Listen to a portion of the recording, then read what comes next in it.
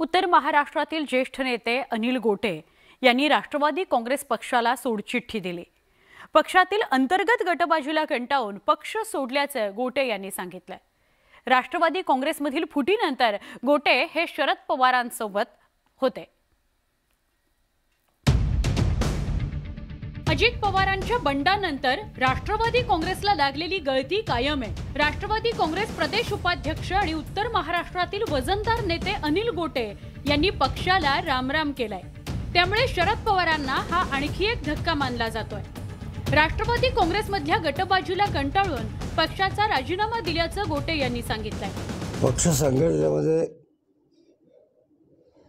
वारंवार सूचना करूनही काही बदलच घडत नसेल ते राहायचं काय फायदा आहे।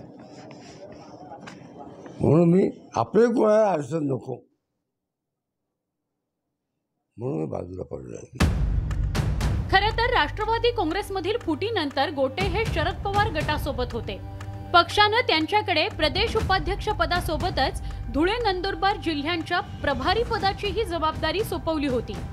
राष्ट्रवादी काँग्रेसमधून बाहेर पडण्याच्या गोटेंच्या या निर्णयावर राष्ट्रवादी काँग्रेसचे ज्येष्ठ नेते एकनाथ खडसे यांनीही मार्मिक प्रतिक्रिया दिली।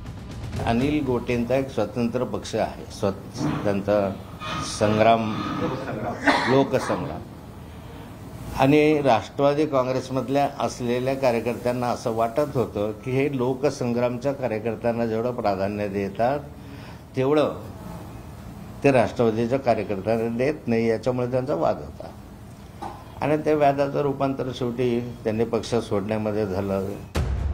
भविष्यात कोणत्याही पक्षात जाणार नसल्याचं सांगतानाच लोकसंग्राम संघटनेच्या माध्यमातून राजकारणात सक्रिय राहणार असं त्यांनी स्पष्ट केलंय। जनसंघापासून राजकीय कारकिर्दीला सुरुवात केलेल्या गोटे यांनी समाजवादी जनता पार्टी, भाजप, राष्ट्रवादी काँग्रेस असा प्रवास केलाय।